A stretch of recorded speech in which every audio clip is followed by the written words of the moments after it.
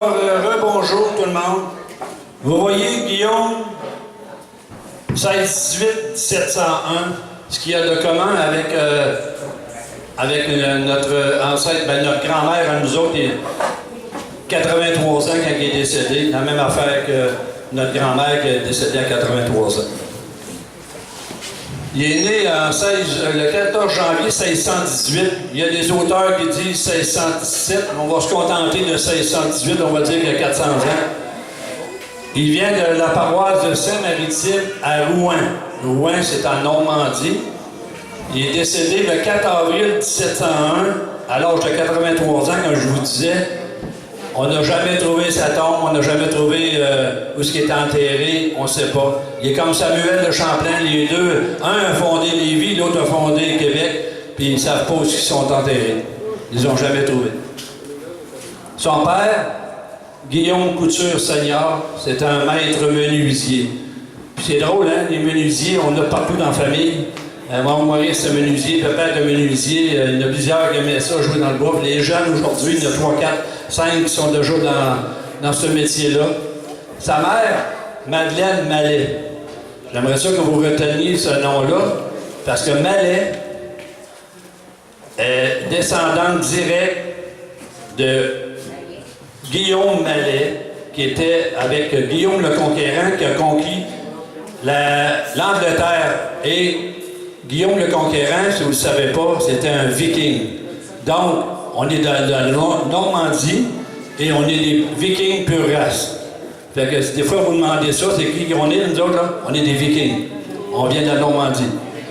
Par Madeleine Mallet et les Coutures aussi. Ses frères et sœurs, il y avait 4 sœurs, 3 sœurs et un frère. Ensuite, il est arrivé en 1638 à l'âge de 20 ans. Il était un jésuite avec les Hurons et les Iroquois. Vous avez sûrement appris les plus âgés, là, ceux de mon âge et plus, là, avec le père Lallemand et Jean de Brébeuf. Ben lui, là, dans notre histoire, il n'en parlait pas de Guillaume, mais Guillaume, il était avec eux autres. Il s'est fait torturer avec eux autres, il était avec eux autres. Il a été côtoyé des martyrs canadiens, le père Jacques, le René Goupil et le père Lallemand. Fait que Guillaume Couture était avec eux autres et il a participé beaucoup parce que lui, il était avec les Hurons, puis là, les Iroquois l'ont pogné. Fait que lui, il s'est défendu, mais à un moment donné, il n'a pas été capable d'aller plus loin. Les Iroquois, ils en ont fait un esclave à eux autres. Fait que il est resté avec les Iroquois 3 ans. Mais quand, à un moment donné, les Iroquois l'ont comme adopté, il est revenu comme interprète. Guillaume, il était interprète pour les Iroquois et il est venu négocier pour les Français. Donc, le traité qui est arrivé plus tard, Guillaume était interprète et il était avec les Iroquois et les Hurons et les Français. Fait que quand les Iroquois descendaient se battre à Québec, ils arrêtaient de prendre une bière chez Guillaume, à Lévis.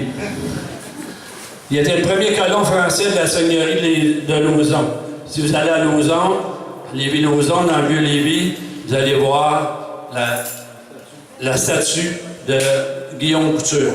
Il était-tu gros, Paul Émile, frère Pavard? Oui.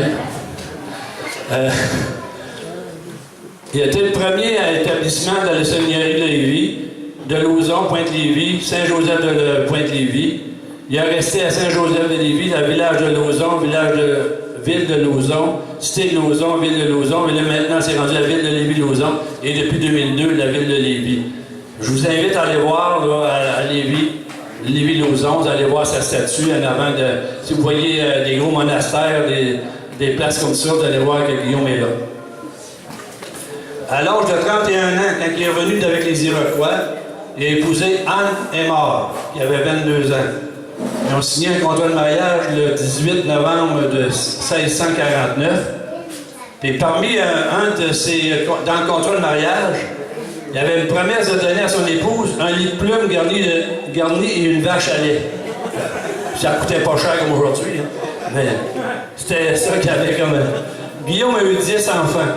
Jean-Baptiste, Charles, Anne, Guillaume 3, Louis, Louise, Marguerite, Eustache, Marie, et nous autres, Nous autres, c'est Joseph Auger, qui est notre ancêtre direct après Guillaume.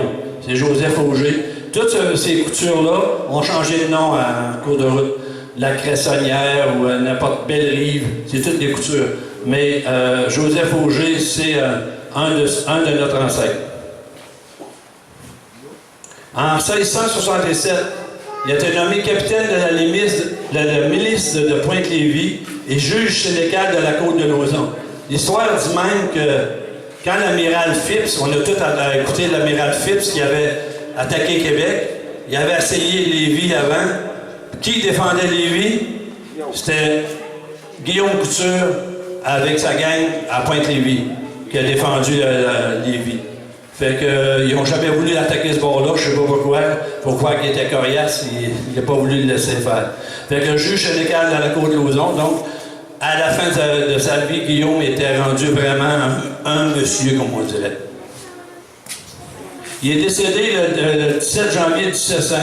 Non, sa blonde, sa femme, à l'âge de 72 ans, de cause inconnue, et lui il est décédé en 1701 d'une épidémie de grippe.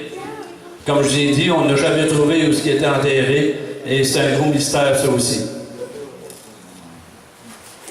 Il y a beaucoup de noms qui portent le nom de Couture.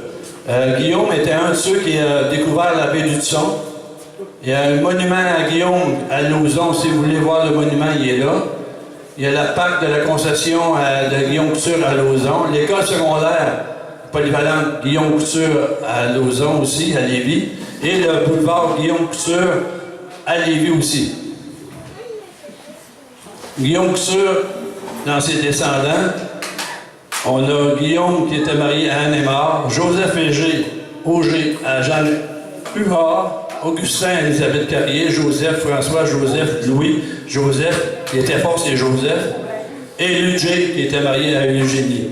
Fait que ça, c'est notre arbre généalogique des Coutures ici. Les enfants de Guillaume se sont mariés. Pas de Guillaume, de Ludger, excusez. Léonard, Émile, Annette, Lucien, Maurice, Louis-Hermont, Simone, Eva et Laval. De 9 se sont mariés.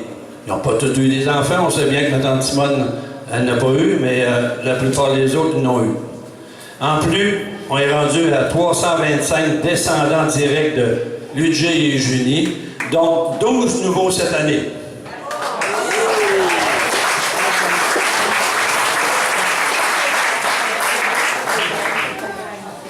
C'est tout. Merci beaucoup de votre attention. Je vous redonne le micro à Marc et à Nina pour le reste de la soirée. Vous allez voir, on va s'amuser, on va avoir du fun encore. Merci beaucoup.